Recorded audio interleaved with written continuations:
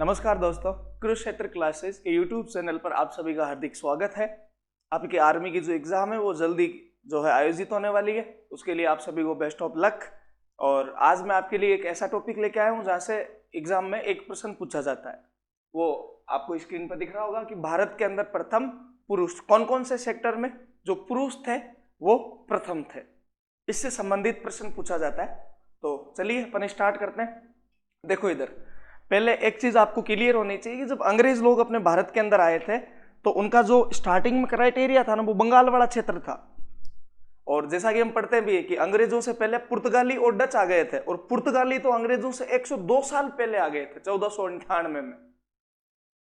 Dutch 1506 में आ गए, और ईस्ट इंडिया कंपनी यानी कि अंग्रेज 1600 ईस्वी में आए थे।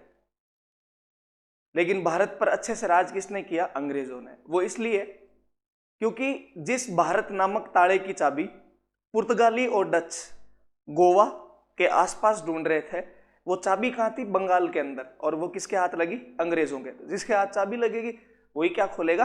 ताला खोलेगा। तो स्टार्टिंग जो है अंग्रेजों की दोस्तों वो कहां से होती है? बंगाल से होती है।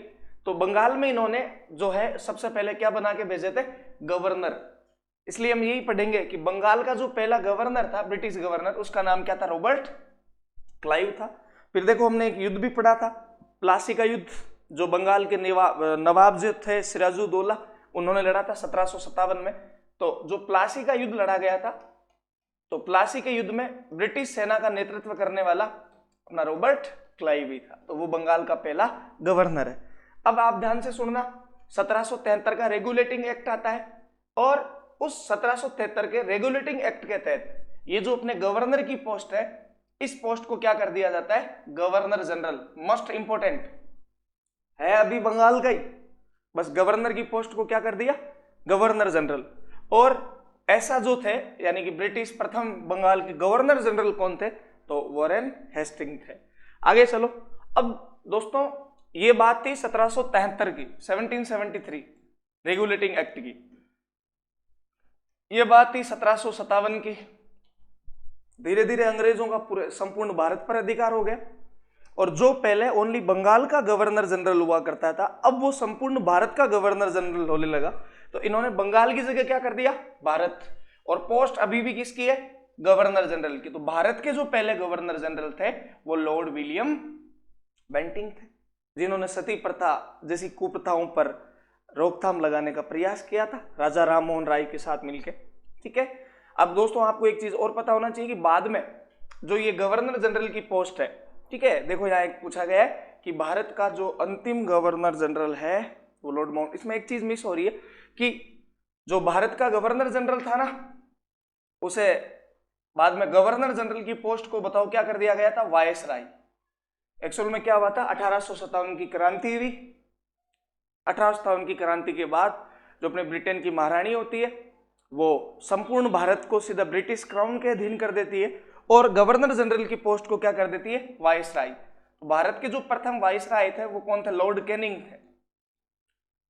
1857 की क्रांति के समय जो भारत के जीजी थे, लॉर्ड कैनिंग।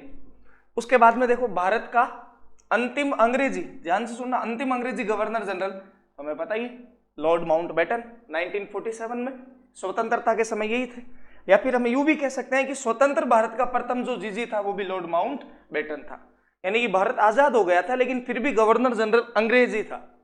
अब लॉर्ड माउंटबेटन के स्थान पर भारतीय गवर्नर जनरल बनते हैं सी राजगोपालाचारी।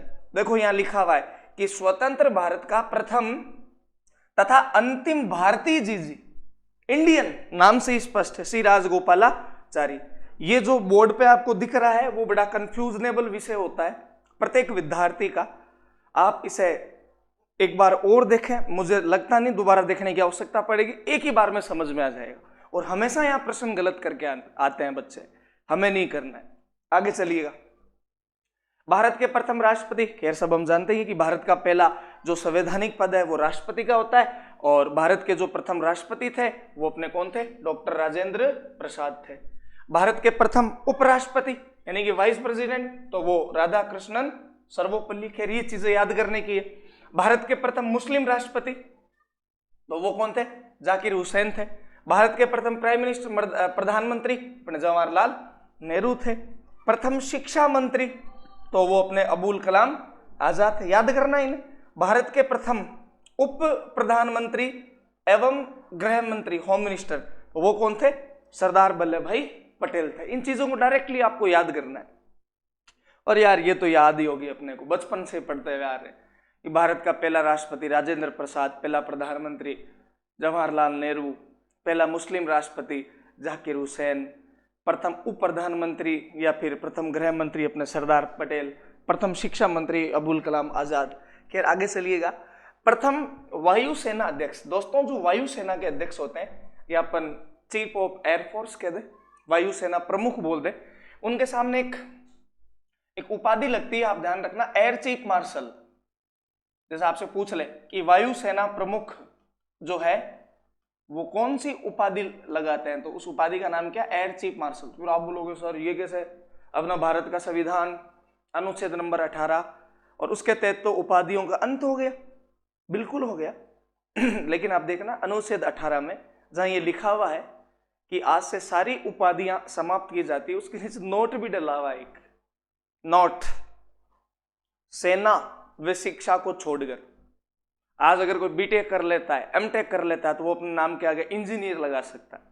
एमबीबीएस कर लेता है, पीएचडी कर लेता है, तो वो अपने नाम के आगे डॉक्टर लगा सकता है। शिक्षा अर्जित की उसने यार। आज कोई आर्मी के अंदर कर्नल है तो वो अपने नाम के आगे कर्नल लगा सकता है, मेजर है देन मेजर लगा सकता है, लेफ्टिनेंट है लेफ्टिनेंट लगा सकता है। तो सेना और शिक्षा को छोड़ के उपाधियों का अंत हुआ था। तो एयरफोर्स के जो प्रमुख है वो एयर चीफ मार्शल। नौसेना अध्यक्ष आप ध्यान रखना आरडी कटारी है। और जो नौसेना के जो अध्यक्ष होते हैं वो अपने नाम के सामने किसकी उपाधि लगाते हैं? एडमिरल की। ध्यान रखना, ये प्रश्न भी पूछे जाते हैं। थल सेना प्रमुख, और थल सेना प्रमुख जो है वो किसकी उपाधि धारण करते हैं? जनरल की। और वो कौन थे? अपने करियप्पा थे। ये प्रश्न भी पूछे जाते हैं। लोकसभा के प्रथम अध्यक्ष कौन थे? जीवी मावलंकर, सीधा हमें याद करना है। भारत के प्रथम मुख्य न्यायाधीश कौन थे? एच.जी. कानिया। इसको ऐसे याद रख लेना आप कि कानून अंधा भी होता है और कानून काना भी होता है, इस प्रकार याद कर सकते हैं। अंतर्राष्ट्रीय न्यायालय में प्रथम भारतीय न्यायाधीश, बहुत ही अच्छा प्रश्न है, डॉक्टर नागेंद्र सिंह, है ना। डॉक्टर नागेंद्र सिंह जो है वो अपने अंतर्राष्ट्रीय न्यायालय हेग नीदरलैंड में प्रथम भारतीय न्यायाधीश थे। आगे चलिएगा। भारत रत्न पुरस्कार प्राप्त करने वाले प्रथम भारतीय डॉक्टर, तो आप ध्यान रखना सबसे पहले जो अपना भारत रत्न अवार्ड है वो सर्वपल्ली राधाकृष्णन, एक अपने जो थे सीवी रमन, यानी कि सबसे पहले जो भारतीय पुरस्कार, भारत का सर्वोच्च पुरस्कार भारत रत्न पुरस्कार दिया गया था, तो सबसे पहले सर्वपल्ली राधाकृष्णन को और एक इसको दिया गया सीवी रमन को। आगे चलो। भारत रत्न से सम्मानित होने वाले प्रथम विदेशी नागरिक, बहुत अच्छा प्रश्न है, वो कौन है? खान अब्दुल गफार खान। ध्यान रखना आप, खान अब्दुल गफार खान को सीमांत गांधी भी कहा जाता है। खान अब्दुल गफार खान को और किस नाम से जानते हैं? सीमांत गांधी के नाम से। आगे चलो। आईसीएस, दोस्तों जो अभी अपने वर्तमान में जो एग्जाम होती है आईएएस, वो पहले एग्जाम होती थी आईसीएस की, आईसीएस। तो उसमें सफल होने वाले जो प्रथम भारतीय थे वो कौन थे? सत्येंद्रनाथ टैगोर। ये भी महत्वपूर्ण है। अंतरिक्ष में पहुंचने वाले जो प्रथम भारतीय थे हम सब जानते ही, वो अपने कौन थे? राकेश शर्मा। अगर वर्ल्ड की दृष्टि से देखा जाए कि अंतरिक्ष में सबसे पहले कदम किसने रखा था, तो नील आर्मस्ट्रॉन्ग। इंग्लिश चैनल को पार करने वाले जो प्रथम भारतीय थे वो कौन थे? मिहिर सेन थे। और इंग्लिश चैनल को पार करने वाली जो प्रथम महिला थी, मैंने आपको महिलाओं में करवाया था, आरती शाह। ब्रिटिश संसद का सदस्य बनने वाले प्रथम भारतीय दादा भाई नौरोजी, जो कांग्रेस के अध्यक्ष थे, पारसी अध्यक्ष। भारत रत्न से सम्मानित होने वाला प्रथम विदेशी नागरिक, ये अपन ने पढ़ लिया, खान अब्दुल गफार खान। आईसीएस ये भी पढ़ लिया था। खैर ये वाला पेज जो है ना हो चुका था। और इंग्लिश, हाँ खैर ये तो हो गया था अपना।